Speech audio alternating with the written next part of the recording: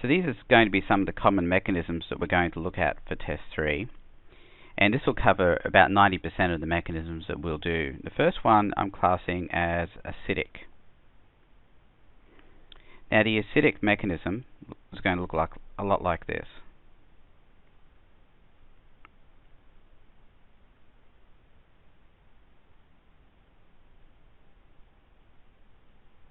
And what you're going to see here is that the Y group, which is the nucleophile, is going to be replacing the X group. You'll also notice that there's an H attached to the Y, and that H ends up being attached to the X, which is the leaving group over here. So we have the leaving group, and we have over here the nucleophile.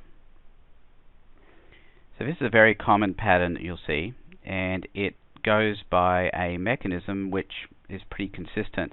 So let's take a look at how that mechanism goes. So we start out with the group that's got the X group on it, the leaving group, which is going to be some sort of carboxylic acid derivative.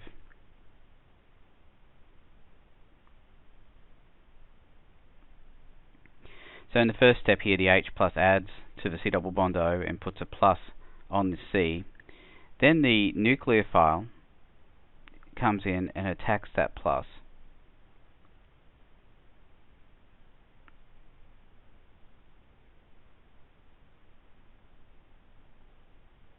And you can see what happens then is that the Y ends up with the positive charge. In the next step, and this is fairly important, we have a proton transfer step. And what happens is that the proton that's on the Y group will get transferred to the X group, which is the leaving group. One of the things I've always said is that if you want something to leave, it's a good idea to protonate it, and that's exactly what's happening here. You'll notice now that the X takes on the positive charge and the Y is becoming neutral. The last step is the reformation of the double bond to the oxygen, and then the leaving group leaving.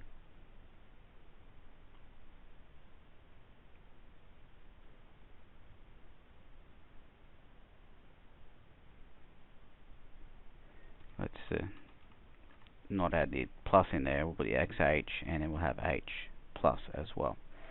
So that's going to be what the acidic mechanism will look like, and that's going to cover a lot of your different mechanisms in test 3. So let's look at the basic mechanism now.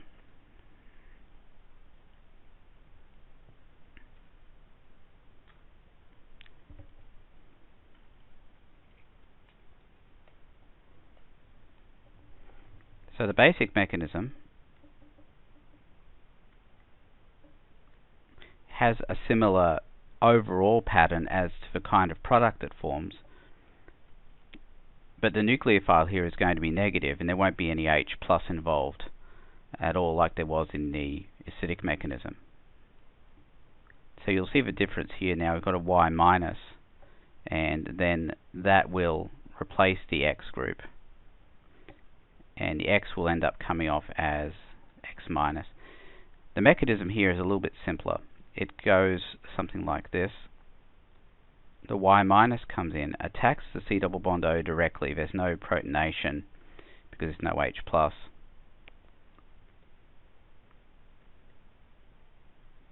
And then the negative comes down, reforms the C double bond O, and kicks out the X group.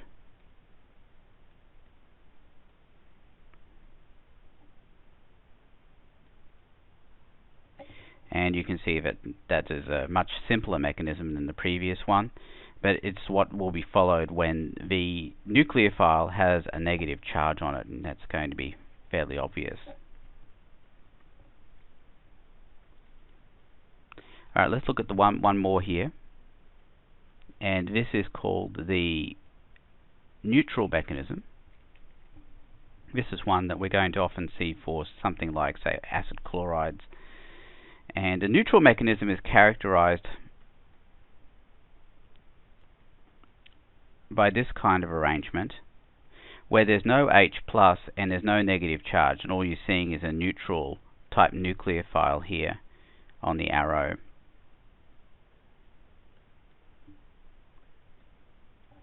So the mechanism for this one looks like this.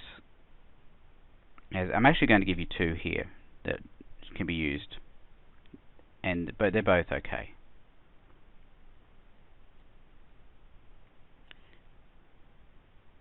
So in the first step, the nucleophile directly attacks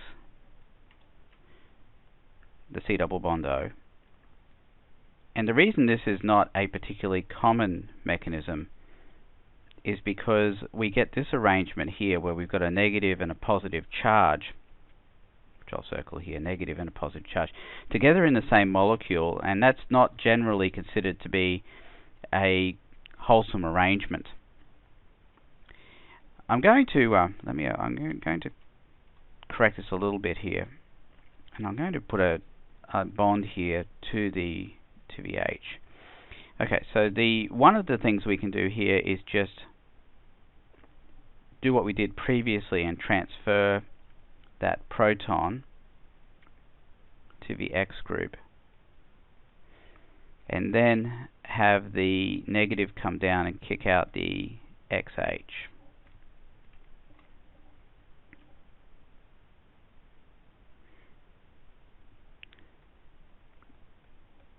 And that will leave us with the product. And you'll notice that there's nothing with any charges on it left around. The other possibility is we start out the same way with the YH attacking the C double bond O.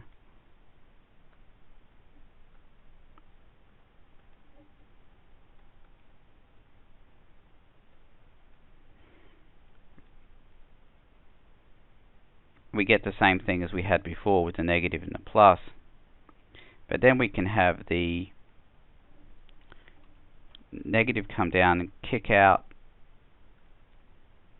this X with the reformation of the C double bond O.